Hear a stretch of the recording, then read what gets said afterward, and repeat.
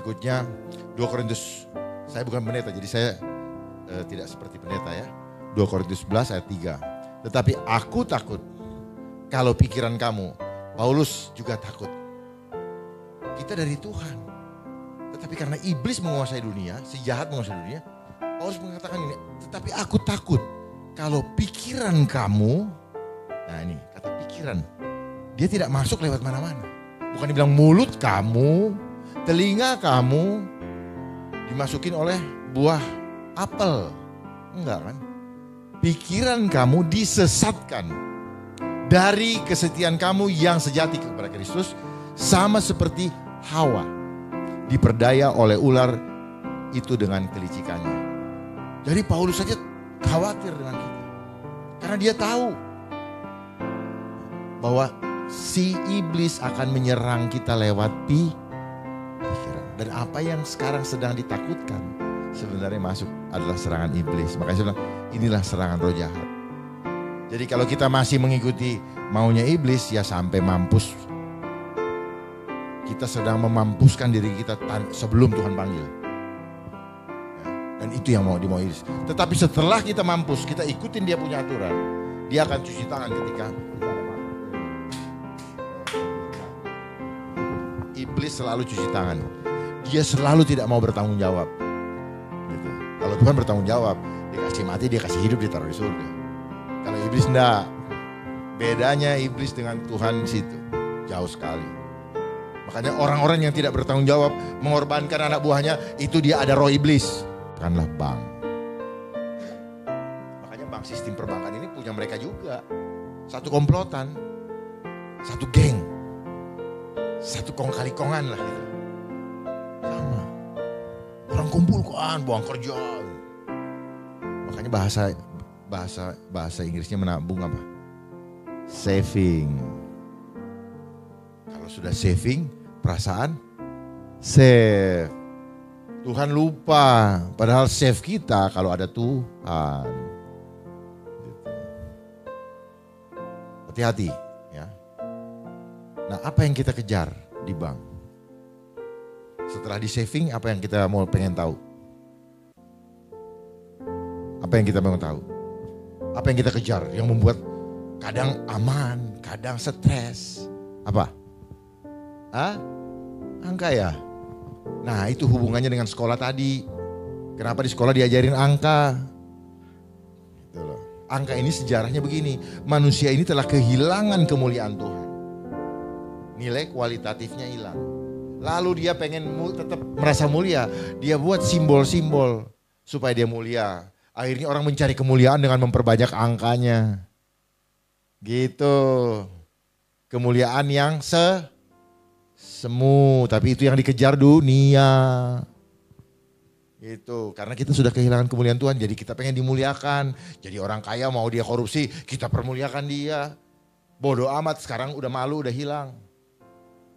Kalau anaknya tanya bapak dari mana, nggak bisa jelasin.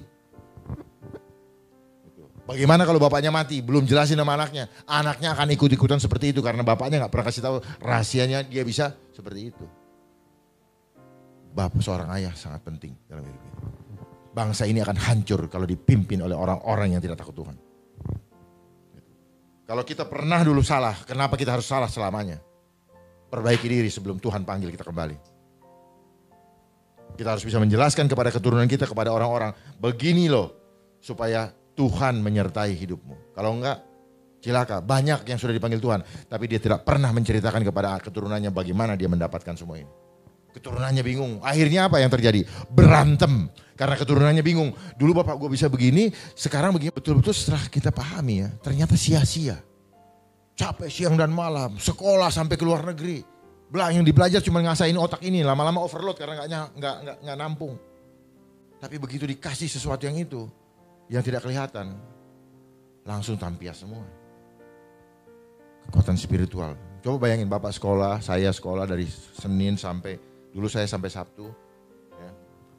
Pulang sekolah suruh kasih PR, yang diasah cuma intelektual, spiritual kita tidak. Ya. Dan dunia membuat sistem bahwa kalau mau dapat uang lu harus kerja, kalau mau kerja harus lewat pendidikan formal. Makanya kalau mau masuk mana CV-nya, Seolah-olah kalau dia sudah punya sarjana begini-begini, dia pasti bagus. Enggak, dia menjadi koruptor. Itulah sistemnya mereka. Dia bangun dengan angka-angka. Jadi dia taunya apa? Ketulusan tidak ada. Wong dia lulus aja angkanya juga beli. Bayar. Yang penting ada. Nah apalagi sekarang dengan pendidikan online. Saya menolak dengan keras pendidikan online. Karena menghancurkan sel tubuh anak-anak itu. Bayangkan kalau generasi penerus bangsa dihuni, diteruskan oleh anak-anak yang secara sistematis dari sekarang. Terstruktur sistematis dan masif. Mau jadi apa? Kita diberikan 1001 alasan. Oh kalkulator udah ada di sini. Oh kalender udah di sini. Jam tangan, jam udah di sini. Saya sendiri merasakan itu. Saya pakai jam tangan tapi saya nggak pernah lihat jam berapa sekarang. Mati pun kadang-kadang saya nggak lihat. Betul. Kita jujur. Ini. Kenapa? Oh, kita anggap yang benar ya yang di HP. Seragam seluruh dunia kan gitu. Hebat kan? Kita dibuat tidak mau melepaskan itu karena alasan kita ditutup semua sama dia. Semua udah ada di situ. Dan dia sudah punya nyawa. Karena dia punya denyut nadi. Yang kita kenal dengan kata habis pulsanya mami. Itu adalah bahasa denyut nadi, pulsa. Itu dari bahasa Inggris namanya pulse. Denyut nadi. Banyak yang bunuh-bunuhan gara habis pulsanya. Dan sekarang dengan banyaknya orang tidak bekerja. Di awalnya akan digratiskan. Tetapi setelah itu kita dibuat tidak bisa lepas. Dan seluruh pendapatan yang sudah kita lakukan akan disedot. Kayak vampire. Karena itu denyut nadi kita akan disedot. Habis-habisnya. Data dapat. Sisa penghasilan kita. Karena kita sudah banyak yang gak bekerja. Disedot. Alih-alih untuk masa depan anak kita. Kemudian kesehatannya anak hancur. Kesehatan kita hancur, jiwa kita, anak jiwanya hancur, kita juga hancur. Selesai, habis. Sia-sia. Setelah menggunakan gadget semua ini, tidak membuat kita damai sejahtera. Justru banyak kehilangan damai sejahtera. Ibu bapak tidak merasakan lagi kehangatan dengan anaknya karena anaknya asik bermain game online berjam-jam. Menyenangkan, tetapi sebenarnya itu adalah trap. Jebakan untuk menghancurkan 5 bagian otak. 5 bagian otak hancur. Lebih berbahaya daripada narkoba yang selama ini didengungkan. Kalau narkoba 3 bagian otak. Kalau ini 5 bagian otak. Jangan tunggu sampai itu terjadi kepada keluarga kita baru kita bilang, oh rupanya ini yang disampaikan oleh Pak Darman. Jangan. Belajarlah melihat sesuatu yang belum terjadi. Belajarlah melihat dengan mata roh. Iblis bermain, menipu kita dengan hal itu. Supaya apa? Kita tidak bisa mengejar dia. Karena apa? Dia lari duluan. Kita gak tahu. Karena gak kelihatan. Makanya orang bilang, iya anak gua begini-gini. Itu ibu kayak gitu. Oh gitu ya. Ya gimana udah terlanjur. Dan banyak bapak-bapak yang saya sampaikan begini. Lalu gimana kita bekerja dengan begini? Itulah hebatnya iblis. Dia jebak semua, dia kuasai semua sistem dunia. Akhirnya orang dibuat tidak punya pilihan. Itulah sistem. Ingat ya perbedaannya. Kalau Tuhan memberikan kepada kita free will. Kita boleh memilih. Mau bertobat, mau ikut Tuhan, silakan kata Tuhan. Tapi kalau iblis enggak. Lu mau bertobat, mau enggak ikut gue. Dipaksa kita. Ya, karena apa? Karena memang sudah difirmankan dalam Wahyu. Kita mau digiring sama dia, masuk semua ke lautan api, lautan belerang. Mau digiring semua masuk. Pelan-pelan. Nah, sekarang digiring kita dengan isu. Ya, saya katakan isu. Saya gemes kalau nyampein ini. Ya, terjadi pembodohan. Itu. Padahal saya udah tahu ujungnya mau dibawa kemana. Ya, kalau kita sudah tahu ujungnya mau dibawa kemana, sedih melihat bagaimana bangsa ini mau dijeblosin masuk ke dalam jurang api. Ya, saya berani bicara begini karena ini iman Kristen. Ya, saya tidak bicara di luar arena itu. Firman Tuhan kita berkata begitu. Saya harus katakan yang benar adalah benar, yang salah adalah salah. Ya. Karena saya tahu yang salahnya mana, saya tahu yang benarnya mana. Masa saya tidak sampaikan? Berdosa saya. Masalah mau didengerin itu urusan masing-masing. Tetapi setidaknya saya sudah menyelamnya. Saya harus tetap sampaikan kebenaran ini. Kita sedang digiring masuk ke dalam itu. isu seolah-olah. Kenapa? Karena manusia ini selalu fokus ke jasmani, jasmaninya dia yang dijagain, akhirnya digiringlah. Kalau jasmani kan larinya apa? Kalau nggak tetap hidup mati kan? Nah matinya ini ditakutin. Akhirnya apa? Nurut semua. Untuk ngatasin yang tidak nurut, jadilah peraturan. Itu. Yang memberikan sanksi. Sehingga menjadi suatu kebenaran. Ini hal-hal yang ini.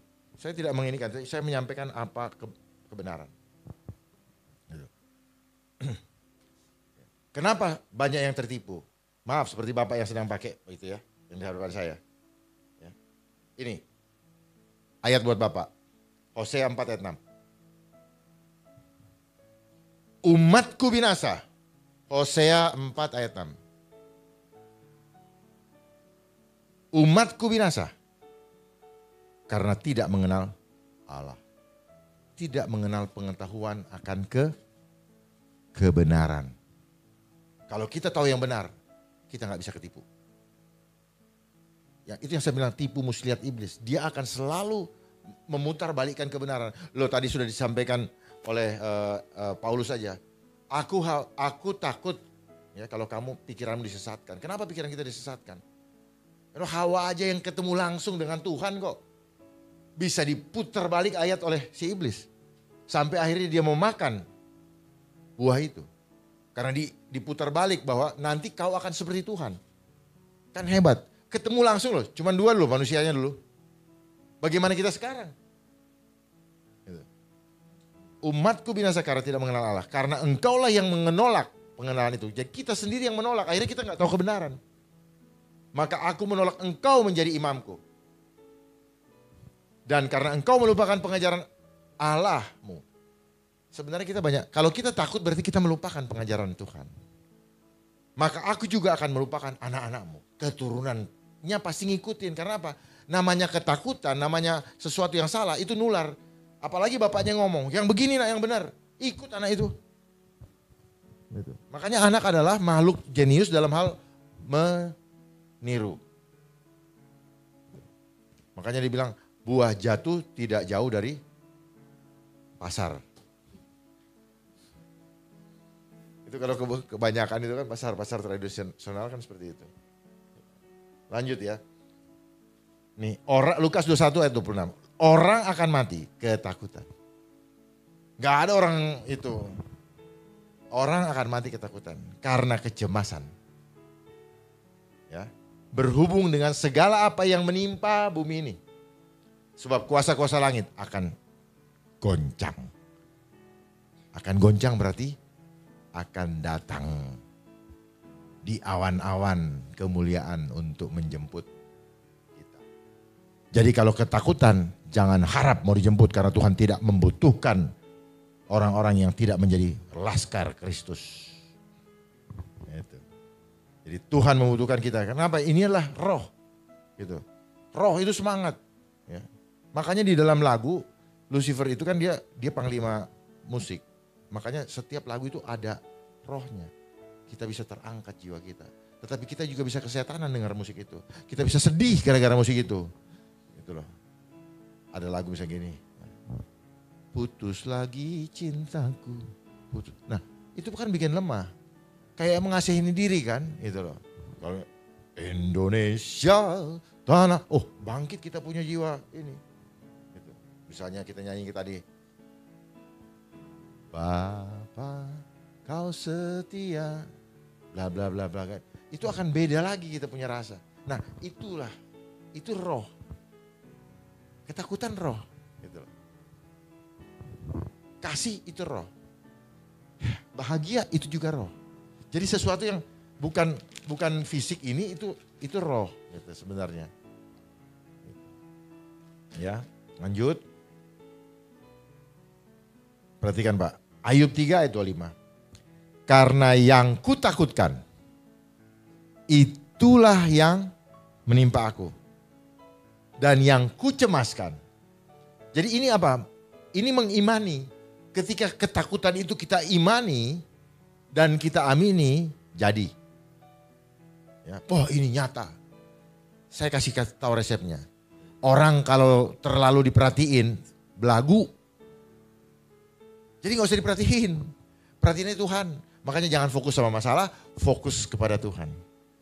Ya, tawanlah pikiranmu dan taklukkanlah di bawah Kristus. Itu. Pikirkanlah Filipi 4 ayat 8. Pikirkanlah yang mulia, yang kudus, yang enak didengar, sedap dan sebagainya. Itu yang kita pikirkan, bukan yang ketakutan. Aduh, saksi Kristus itu harus seperti itu. Ya, karena tugas akhir kita itu amanat agung loh. Bagaimana kita mau menjadi saksi Kristus kalau kita ngumpet di rumah menyelamatkan diri kita masing-masing. Enggak jadi saksi Kristus. Saksi Kristus itu keluar, korbankan jasmani, dipasang di kayu salib seperti contoh Tuhan Yesus. Enggak ngumpet Tuhan Yesus. Karena apa? Ketika kita mau menyelamatkan orang, enggak bisa kita ngumpet. Ulurkan tangan enggak bisa lewat Zoom. Mungkin kalau film-film yang itu ada tuh, tiba-tiba ada setannya keluar dari dalam. Ya. Enggak bisa lewat apa ya ada film itu yang masuk tiba-tiba time tunnel itu. Tiba-tiba kita ada di mana. Itu film. Enggak bisa, kita harus turun. Datengin masing-masing jemaat. Door to door ke rumah masing-masing. Selamatkan jiwanya. Karena apa? Gereja dalam bentuk fisik sebentar lagi tidak ada. Gak usah bangun gereja.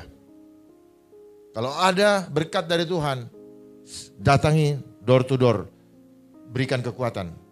Karena tahun depan masa akan semakin sulit. Dan jangan kaget kalau anak-anak Tuhan dikejar-kejar. Jangan kaget. Persiapkan dari sekarang. Sudah terlihat kok di depan mata. Kalau kita buka begini nanti pada ketakutan. Perkuat dulu. Kalau enggak, tunggang langgang. Dan akhirnya karena takut menyerahkan diri. Iya deh, ikut. Ya. Pasti. Orang yang berfokusnya kepada jasmani pasti takut. Orang yang menyimpan uang banyak pasti takut. Pasti.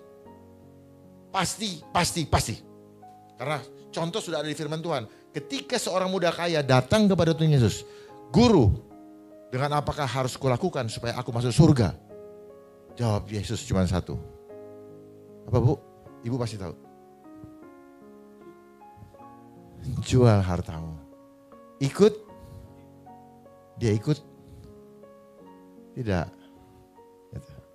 Sudah ada. Ini sebenarnya apa? Kode.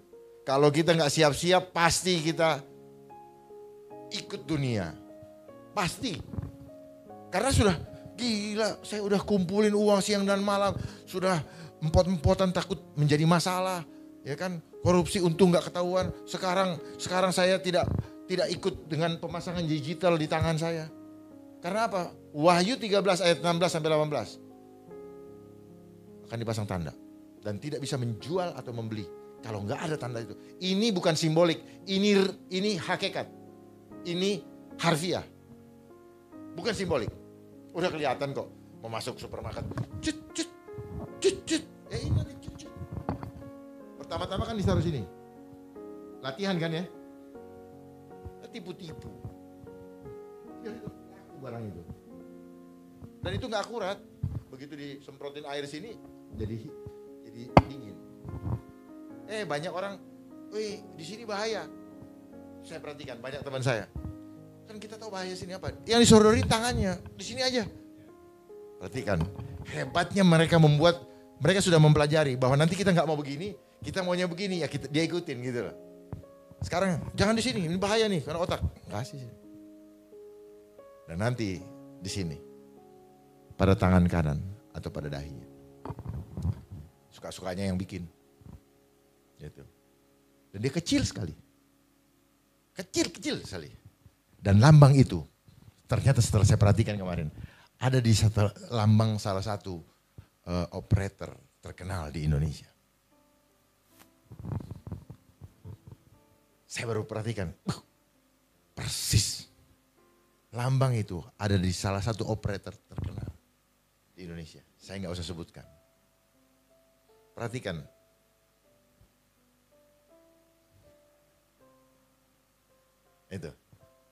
Ada yang itu, nantilah kita itu. Ada di situ. Dan itu nanti akan dikendalikan oleh teknologi yang disebut dengan 5G.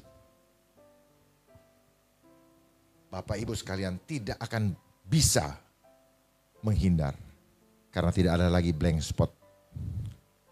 Kesini kena, kesini kena, kesini kena. Kalau kemarin, wah ini kok nggak ada sinyalnya hilang. Ah itu blank spot. Masih ada ruang-ruang ini. Lempar aja HP nggak ketahuan.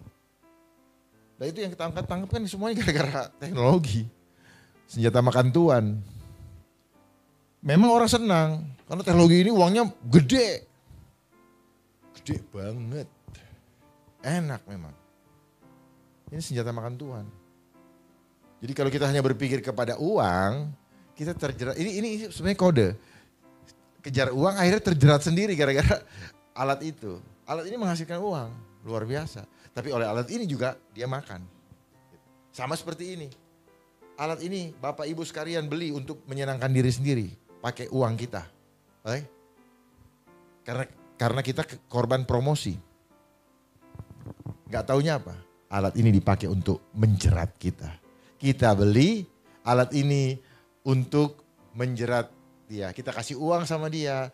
Dia jerat kita punya diri. Bukan cuman pikiran kita. Seluruh jiwa kita dia udah kuasain.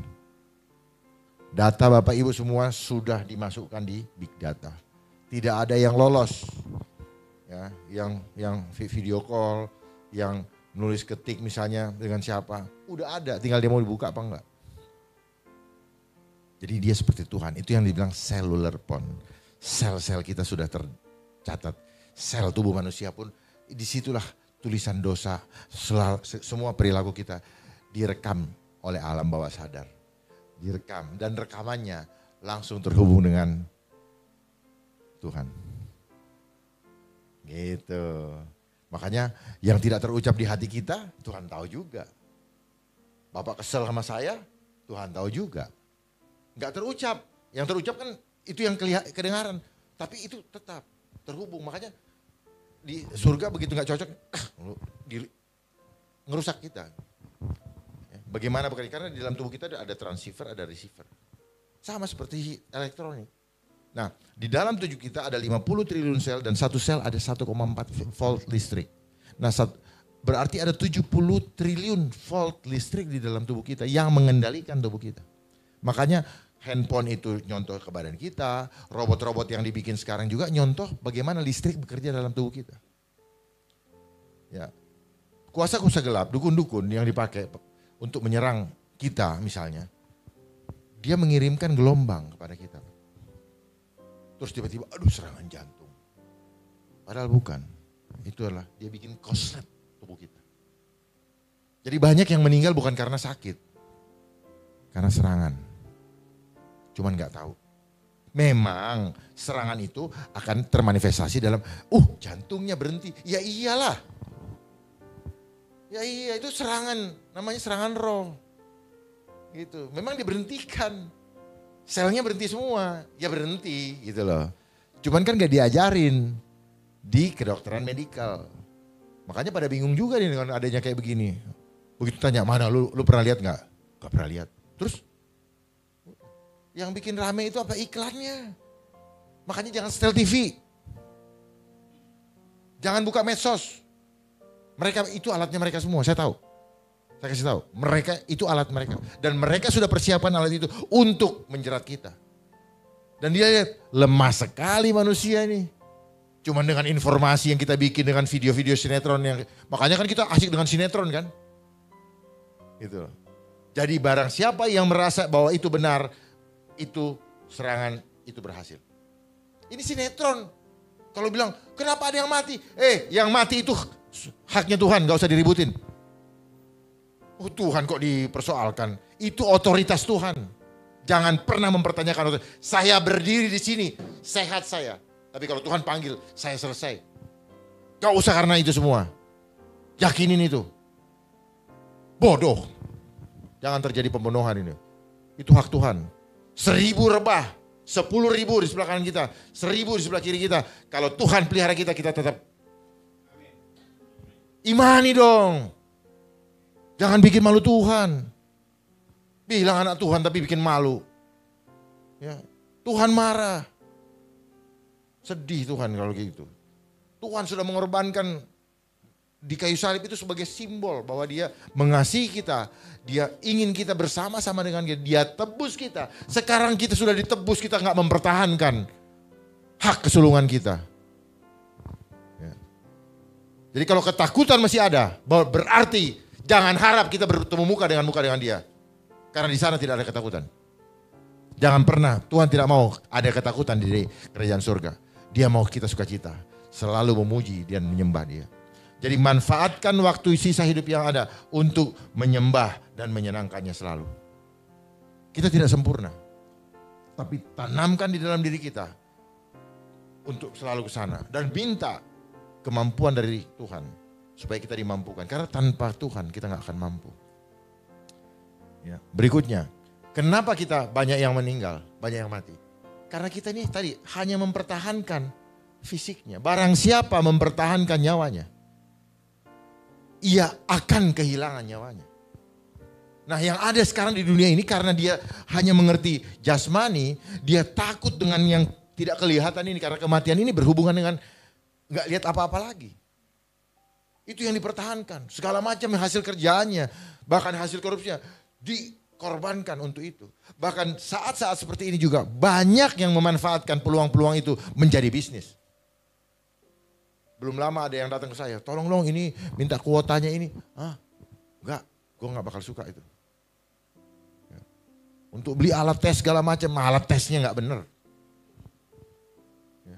Cuman masalahnya alat ini sudah digunakan, dinyatakan sebagai alat ukur untuk menentukan bahwa kamu seperti itu. Yang mau agendanya apa? Supaya terjadi vonis psikis. Waduh. Menurut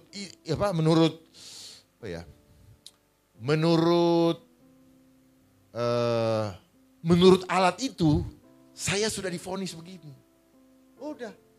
Pikiran kan? Karena kita dianggap bodoh, akhirnya kita udah dicap rame-rame. Kalau nggak mau denger, seret rame-rame. Ini udah bukan dunia yang kita mimpikan. Bukan.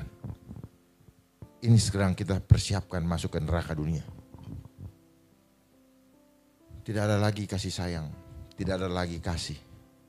Tidak ada lagi ini semua. Ya, makanya dia awali dengan hoax dulu, setelah adanya smartphone mereka mainkan hoax. Hoax ini industri juga kok.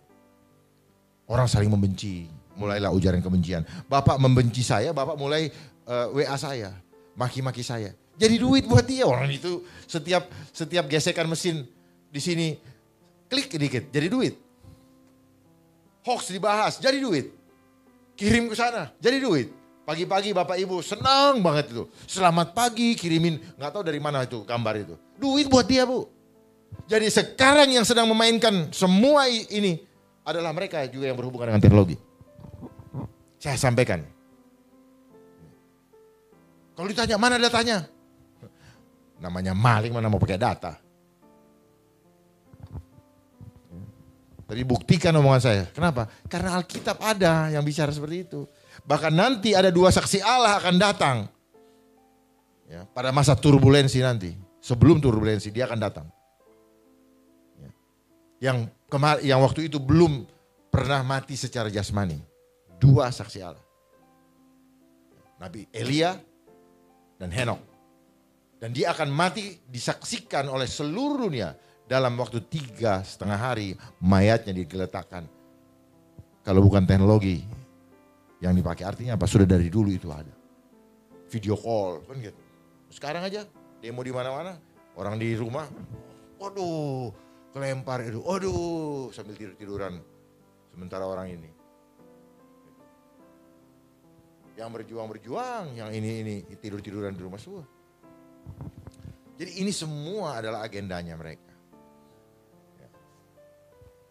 Mudah-mudahan semua matanya tercelik sehingga memahami semua ini.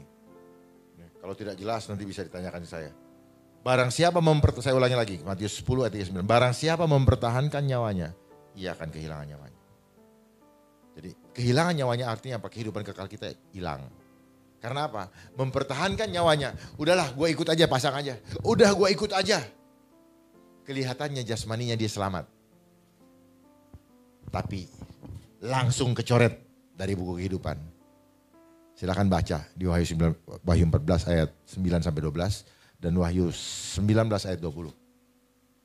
Semua yang menggunakan tanda akan masuk. Akan kena murka Allah. Gara-gara takut. Gara-gara ingin mempertahankan nyawanya kan. Tapi Tuhan bilang ini. Dan barang siapa kehilangan nyawanya. Karena kita mempertahankan kebenaran. Dia akan memperolehnya. Oh haleluya. Haleluya. Saya begitu ngomong begini. Langsung saya merinding goosebump. Itu artinya apa? Surga menyambut. Benar. Makin kita rasakan itu. Semakin kita merasa. Ya ampun Tuhan. Dahsyat. Kalau kita tidak, ini kepekaan kita akan hilang. Ya. Kenapa? Karena keselamatan hanya ada di dalam Tuhan. Kisah Rasul 4 ayat 12. Dan keselamatan tidak ada dalam siapapun juga selain di dalam Dia. Sebab di bawah kolong langit, ingat. Di bawah kolong langit ini tidak ada nama lain. Luar biasa kita sebagai anak Tuhan. Yang diberikan kepada manusia yang olehnya dapat diselamatkan. Jadi bukan yang sekarang lagi diributin, sekarang yang menyelamatkan kita. Hanya kita berpegang di bawah nama Dia. Panggil nama Dia, nama yang berkuasa dan menyelamatkan kita. Enggak ada yang lain. Kita bisa buktikan, kita bisa usir setan dengan dalam nama Yesus. Kau pergi. Bukan, kamu jangan di sini dong, pergi dong. Enggak begitu. Namanya menghardik itu ya pakai ini juga. Jadi rupanya nggak bisa, Tuhan nanti ini gini, nggak bisa. Rupanya kita harus juga, jadi double. Spirit kita, roh kita ini, fisik kita juga, ya namanya orang ngusir, masa ngusir. Nggak gitu. Jadi rupanya begitu, makanya dia, ya, enyah lah. Diam, jadi harus kita praktekkan dalam gestur tubuh kita. Kalau enggak. Makanya bilang, sembahlah Tuhan dengan seluruh akal budimu dan seluruh jiwa ragamu. Dan keselamatan tidak ada dalam siapapun juga selain dalam Dia. Siapa Dia? Dia adalah Yesus. Yohanes 14 ayat 6. Akulah jalan dan hidup. Tidak ada seorang pun dapat melihat Bapa. Datang kepada Bapa kalau tidak melalui aku. Jadi kalau kita takut berarti kita tidak bersama-sama dengan Yesus. Udah pasti, ya. Dan kita punya tugas. Sebelum kita meninggalkan dunia ini, tugas kita adalah melaksanakan amanat agung. Menjadi saksi Kristus. Matius 28 ayat 19 sampai 20, karena itu pergilah. Dan jadikanlah semua bangsa muridku. Dan baptislah mereka dalam nama Bapa dan Anak dan Roh Kudus. Itu tugas kita. Dan ajarlah mereka melakukan segala sesuatu yang telah kuperintahkan kepadamu. Dan ketahuilah, aku menyertai kamu senantiasa sampai kepada akhir zaman. Tetapi harus sama Dia. Tapi kalau nggak sama Dia nggak disertai, ya enak aja. Itu sampai kepada akhir zaman. Jadi kalau sekarang ada masa kekejutan yang menakutkan seperti ini, kalau tidak bersama Yesus, tidak akan disertai. Makanya takut terus. Itu gampang termanipulasi. Terakhir, kunci daripada kemenangan kita menghadapi ketakutan cuman ada 3 poin. 1, bergantung penuh pada kuasa Allah. Bergantung penuh ya, bukan separuh-separuh. 2, berperang dengan seluruh senjata Allah. Bukan dengan senjata manusia. 3, berkarya sebagai saksi Kristus. Saya kembali lagi tadi. Kita selama ini tidak mematuhi protokol yang utuh. Yang kita patuhi adalah protokol yang tidak utuh. Tidak utuh itu apa? Ada sisi jasmani, ada sisi rohani. Yang sisi rohani tadi adalah di Kisah Rasul 4 ayat 4-12. Itulah protokol kita yang utuh. Jasmaninya dapat, rohaninya dapat. Dan keselamatan tidak ada di dalam siapapun. Itu protokol kita. Ya. Karena kalau kita hanya menggunakan protokol yang diikuti oleh Bapak, maka kegelisahan dan kecemasan tetap ada. Kenapa? Karena di dalam Tuhan tidak ada kepastian. Ketakutan akan menyertai terus. Saya mau bagikan, ada 3 benteng di dalam menghadapi masa-masa seperti ini. Satu, ikutin anjuran pemerintah, gunakan masker, tetapi pahami bahwa menggunakan masker karena ketakutan gak ada gunanya.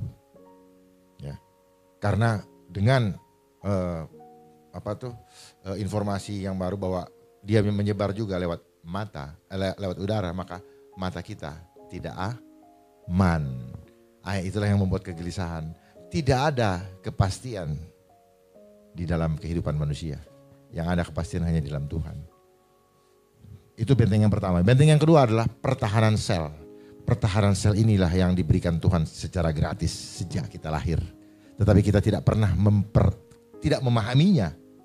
Karena ini tidak menghasilkan uang. Kalau kita memahaminya, kita bisa save uang lebih banyak lagi. Karena apa? Sel tubuh kita, kalau dia bagus, maka dia akan kebal terhadap penyakit apapun juga. Persoalannya kita sudah dilemahkan. Banyak caranya melemahkan, menjauhkan kita dari matahari. Kita sering dikasih AC. AC ini sama punya mereka. Dia punya ini, air condition, air engineering. Segala sesuatu yang di engineering. Ini kan bisnis udara namanya. Itu punya mereka. Membuat apa? Kita malas kena matahari. Kita maunya dengan udara yang dingin. Padahal apa? Sel tubuh kita tidak suka. Sel tubuh kita tuh suka nyari yang anget. Dan matahari memberikan energi. Makanya matahari bisa menghasilkan listrik. Kita juga seperti handphone harus dicas terus. Supaya apa? Supaya kita punya energi yang kita bawa dari kita lahir. Tidak habis kita boroskan untuk hal-hal yang... Makanya orang yang ada banyak di dalam AC ini suka dehidrasi. Kita gak sadar. Dehidrasi. Itu yang membuat kita lemah. Ya. Jadi tugas kita adalah amanat agung. Bagaimana kita bisa melaksanakan amanat agung kalau kita hidup dalam ketakutan. Omong kosong.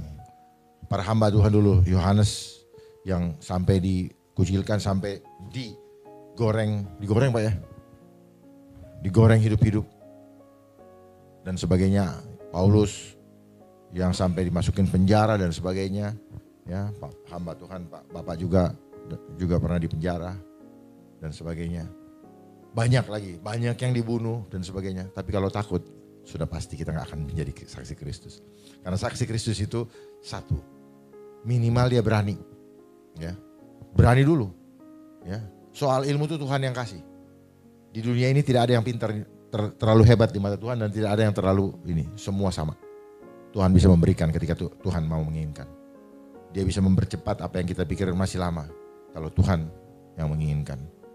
Nah, saya mau sampaikan juga bahwa tadi logika kita di program. Nah, alat ini adalah alat yang dipakai untuk menghancurkan kita. Tujuannya apa? Supaya kita merubah diri. Menjadi tidak seperti yang blueprintnya Tuhan. Padahal kita diciptakan serupa dengan gambar Allah. Tetapi kita blueprint dari Tuhan mulai kita rubah. Blueprint dari Tuhan itu hidup kita gotong royong. Makhluk sosial. Ya, sekarang dimanipulasi dengan bahasa yang hampir mirip. Tetapi tidak sama. Seperti kita rasakan. Kita digiring untuk menjadi makhluk-makhluk individual. Yang tidak lagi bisa saling tolong menolong. Tapi kita pikir anggap kebenaran. Dan dibuat peraturan supaya itu menjadi pembenaran. Kalau tidak malah dimarahin. Inilah iblis sudah bekerja dalam segala lini kehidupan. Ya. Digiring untuk seperti itu. Ya, ditakut-takutin dengan segala macam. Tapi kalau kita ajak debat, nggak ada yang mau nanggepin. Kita mau uji kebenarannya, nggak juga ada yang mau ini. Ya. Dan kita lihat semuanya karena penuh dengan hal yang tidak baik. Akhirnya penuh inkonsistensi. Semuanya berubah. Seperti lagunya Ahmad Albar. Panggung sandiwara. Ceritanya mudah berubah. Berubah. Kenapa? Lidah tak bertulang. Memang lidah tak bertulang. Besok, lihat aja sekarang. Banyak bantah-bantahan. Banyak pencitraan. Gara-gara handphone banyak pencitraan. Makannya jadi foto. Jangan berdoa dulu. Ntar ini gini-gini. Nanti habis berdoa takut dimakan kan. Foto dulu. Kirim, share. Biar eksis. Bapak Ibu sekalian senang begitu ada gini. Sling forward. Didengerin, dibaca juga enggak. Kenapa? Karena memang tubuhnya sudah berubah. Otaknya sudah berubah. Jadi sel tubuhnya itu menghasilkan hormon yang kalau nggak forward nggak enak. Gitu. Nggak gelisah gitu. Ya. Kelamaan saya kayak ini. Ya. Saya kira cukup itu yang bisa saya sampaikan. Saya berharap kita tidak fokus kepada yang kelihatan. Kita fokus kepada yang tidak kelihatan. Karena yang sifatnya kelihatan, yang kelihatan itu sementara. Yang tidak kelihatan itu kekal. Nah, kita selama ini digiring untuk hanya memahami yang kelihatan. Sehingga berhadapan yang tidak kelihatan, tampias. Tak ada satupun orang-orang yang intelektual sekarang yang tampil gagah berani seperti waktu dulu. Sekarang sistem yang bermain. Ilmu sudah hilang. Karena kita punya intelek, itu cuma punya kekuatan 5%. Gak mampu menjangkau kemahakuasaan Tuhan. Gak mampu. Makanya Tuhan selalu beracara apa? Apa yang kau pikirkan, apa yang kau rencanakan, Tuhan batalkan semua. Karena tidak melibatkan Tuhan. Wah, ramalan cuaca juga berubah. Keliru. Segala macam ramalan berantakan. Dan akhirnya itulah. Tuhan juga tidak mau diukur. Ya, memang gak bisa diukur kok. Kita aja seluruh otak manusia di dunia dikumpulkan. Tidak akan pernah bisa mengukur kemahakuasaan Tuhan. Kita penuh dengan kesombongan, padahal kita sangat-sangat lemah. Bukan Tuhan yang butuh kita, kita butuh Tuhan. Mulai saat ini, yuk setelah keluar, mari kita semakin bersama-sama. Kita gak bisa hidup sendiri, karena kita makhluk sosial. Ayo Pak, yuk Bu, yuk Pak, jangan ini gak benar. Ini gini, ayo kita ini tetap nih andalkan Tuhan. Ya, supaya kita bisa ketemu di surga bersama-sama. Jangan hidup masing-masing. Kalau kita hidup masing-masing, seperti yang kita rasakan sekarang, kita nggak akan bisa ketemu di surga. Karena ketika kita sendiri, iblis mudah sekali mengkondisikan kita punya alam pikiran. Makanya ada pepatah mengatakan, lu jangan sendiri, ntar kesambit. Beneran itu terjadi.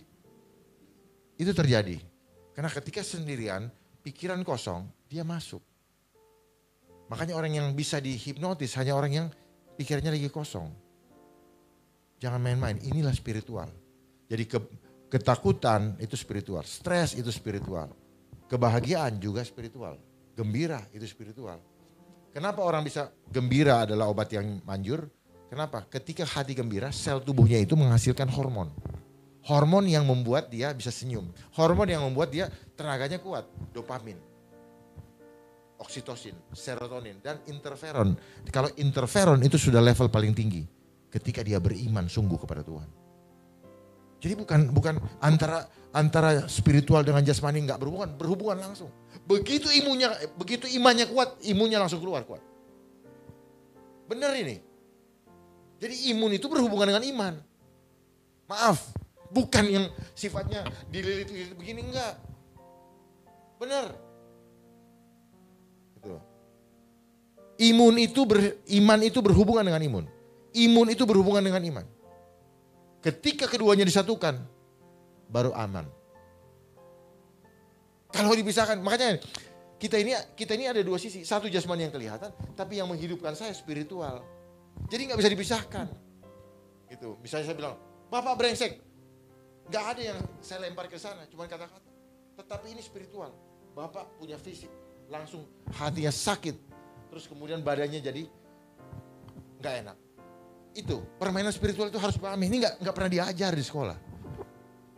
Sekolah cuma bilang ini 5 tambah 5 10. Makanya kita selalu ketipu karena kita tidak bisa melihat udang di balik batu. Kita hanya bisa melihat batunya. Nah selama ini Bapak Ibu sekarang diajar batunya aja, nggak bisa melihat udang. Makanya sering ketipu. Misalnya saya tanya, Pak Pendeta dari mana? Saya habis dari ruko, padahal Pak Pendeta dari rumah. Kenapa Pak Pendeta jawab itu? Bukan salah beliau, karena dia dididiknya begini.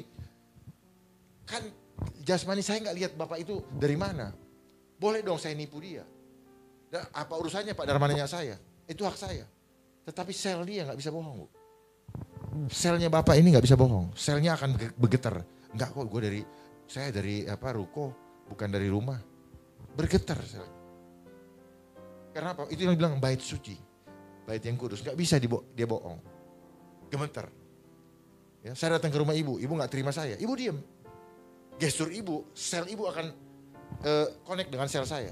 Akhirnya saya, kayaknya dia nggak terima nih. Ya udahlah pulang. Benar ini. Makanya perhatikan yang cyber itu. Selalu dia terkoneksi nih, kayak garis ini. Terhubungan. Seperti itu hidup kita. Jadi sel saya dengan Bapak, ini connect nih. Dengan belakang connect, ini connect semua kita. Itulah kuasa roh. Dia main seperti itu juga, sama dengan teknologi, sama. Jadi teknologi ini adalah cara untuk menjerat kita lewat gelombangnya, gelombang hipnonya. Ini ada kuasa gelap, kuasa jahat lewat gelombang ini. Cuman karena tidak kelihatan mata, kita pikir gak ada yang mengganggu. Jadi kita disirep, kita dihipno, tanpa kita merasakan, tapi kita senang. Maka saya bilang ini adalah racun yang disenangi oleh kita. Ya, terakhir sebelum saya ini kan, saya mau buktikan supaya, Dek, tolong maju. Ya, bagaimana spiritual ini bekerja dalam hidup kita. Cukup dengan apa yang kita pikirkan, apa yang kita ucapkan. Semua akan bisa dibuktikan. Ya.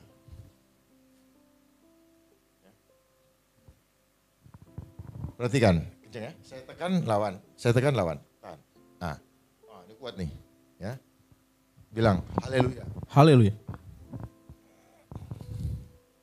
Sayang bapaknya udah keluar tadi. Ya, enggak. Kalau misalnya ada yang itu kita bisa lihat. Oke. Sekarang bilang ini. Aku khawatir.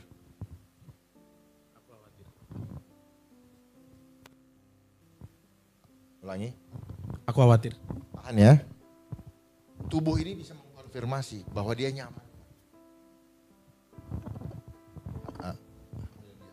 Haleluya. Dia oke. Dia oke. Jadi kalau tubuh kita oke, dia nerima, dia nyaman, dia pasti kuat. Ini buktinya. Tapi kalau adik bohong, adik makan daging nggak? Makan. Siap nggak kalau misalnya gini, seminggu ini nggak makan daging, siap nggak? Enggak. Hah? Enggak. Oke, kita tes. Enggak. Ya. Tetap mau makan daging ya? Iya. Ya. Tahan ya. Tahan. Sel ini nggak suka. Selnya nggak suka. Karena daging sebenarnya melemahkan. Kenapa kita ini? Karena kita nggak tahu bahwa itu melemahkan. Ya, saya mau makan sayur. Saya mau makan sayur. Ini sayur Pak. Apaan? Jangan dilepasin karena mau dites. Ini sayur. Sayur buat. Tubuh kita suka sayur. Ya, itu. Iya kan? Saya mau makan daging. Saya mau makan daging. Nah, tubuhnya suka nggak? Tahan ya. Kacang-kacangan. Kacang-kacangan. Kejadian 1 ayat 29. Jadi jangan bilang tubuhku baik Allah. Enggak. Saya juga sama Bu, masih makan-makan kayak begituan. Beneran.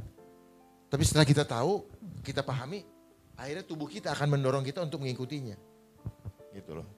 Semua sama dengan ketakutan. Kalau kita menghayal, ya, menghayal, kita kalau sendiri, ini bahaya.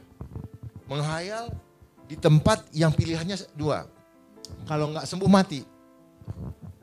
Terus kemudian promosi yang menakutkannya, terekamnya di sini lebih dahsyat kan. Udah ketika sendiri apa? Nggak ada yang menghibur, nggak ada yang ngedoain, nggak ada yang bilang ngajak cerita. 2 hari lewat. Bener. Makanya itu adalah manipulasi. Itu adalah manipulasi. Lebih baik kalau ada apa-apa, lebih baik di rumah. Masih ada saudara. Udahlah percaya, sembuh dalam nama Yesus. Tapi kalau di sana siapa yang mau dalam nama Yesus? Orang lagi begini, ngomong aja susah kali. Perlu ada pertolongan, betul? Aku perintahkan segala roh penyakit yang ada dalam, keluar dalam nama Yesus. Lah kalau gini, dalam orang terkapar nggak bisa. Jadi harus selalu diinikan. Tidak ada terapi dengan cara menakutkan. Mungkin sama dengan seorang laki-laki atau siapa saja yang sedang pergi misalnya bapak ibu ke luar negeri. Kalau tidak takut Tuhan, masuk hotel sendiri.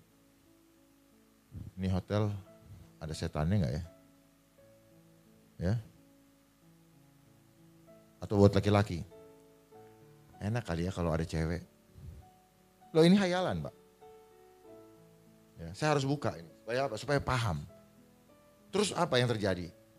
Reaksi tubuh kita, reaksi kimia tubuh akan mengikuti apa yang menjadi hayalan kita, betul? Betul tidak? Wah enaknya sekarang ada makanan. Cari kuliner. Ngikut ke sana. Udah, enak banget tuh ayam goreng. Jadi semua daya hayal kita yang akan menentukan hasilnya. Makanya imajinasi adalah kandungan roh dari suatu ciptaan. Jadi ini saya membuktikan tadi bahwa ini adalah cara saya membuktikan bahwa sel kita terhubung dengan surga. Gitu. Kamu pikirkan pikirkan tentang Tuhan. Ya, nggak usah diomongin, namanya pikiran. Bahwa kita, apa yang kita pikirkan, pikirkan tentang Tuhan. 1, 2, 3. Pikirkan tentang Tuhan Yesus. Lihat tuh gambarnya apa, biar kamu. Udah, oke?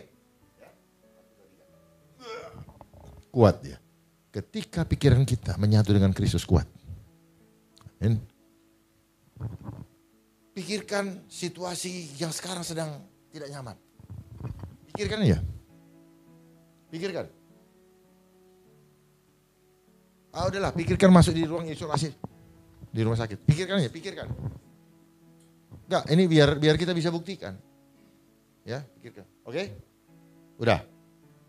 Lemah sekali. Gimana gak mau mati? Jadi mudah untuk membuat tidak ada kematian. Dengan cara apa? Bikin tenang. Bukan bikin grogi. Itu resepnya. Gak usah digede-gedein. Oh kematian itu haknya Tuhan kok. Diumum-umumin. Yang berhak mengumumkan itu malaikat. Lapor ke Tuhan, tapi angkanya benar. Itu loh. Bukan televisi. Memangnya pengumpulan medali emas apa? Kan udah aneh kan? Pengumpulan medali emas apa? Yang ngumumin juga gak ngerti lagi. Itu. Nah hal seperti itu, inilah spiritual. Kenapa kita dididik untuk memahami angka-angka? Ketika angka-angkanya besar ibu di bank, senang ibu ya? Bu, ibu yang pakai paling kiri. Ibu, ya ibu. Yang mana aja? Ibu senang kalau uangnya angka di bank banyak? Senang. Sekarang masih banyak nggak bu? Nah, sekarang sudah mulai menurun. Nah, dari dulu menurun. Oh, ya. Oke, sekarang kalau dikasih angka kematian kenapa takut? Padahal cuma angka. Itulah program yang sudah diciptakan, dibuat ke kita untuk memahami masalah angka. Kita kejarnya angka aja. Begitu dikasih angka kematian, waduh, benar kali. Itu. Jadi kepercayaan atau belief system kita dibangun dengan angka. Itu yang disebut nilai kuantitatif. Semua berdasarkan angka, hitung-hitungan. Akhirnya Tuhan pun kita hitung-hitung punya kekuasaan. Tuhan punya kekuasaan jangan dihitung. Dahsyat. Terima kasih. Nanti kita sambung di waktu yang akan datang. Karena cukup panjang kalau saya buka dan nanti bisa seminggu. Ya, cukup segitu. Tapi satu saya pesan. Jangan dikuasai oleh ketakutan. Karena ketakutan bukan dari Tuhan. Kalau kita ada dalam ketakutan, berarti kita bukan orang-orang yang merdeka. Karena kemerdekaan itu hanya kita dapatkan ketika hidup dalam kebenaran. Karena kebenaran itu yang akan memerdekakan kita sendiri. Terpujilah nama Tuhan. Tuhan memberkati. Shalom. Sampai ketemu di lain kesempatan. Tuhan memberkati. Amin.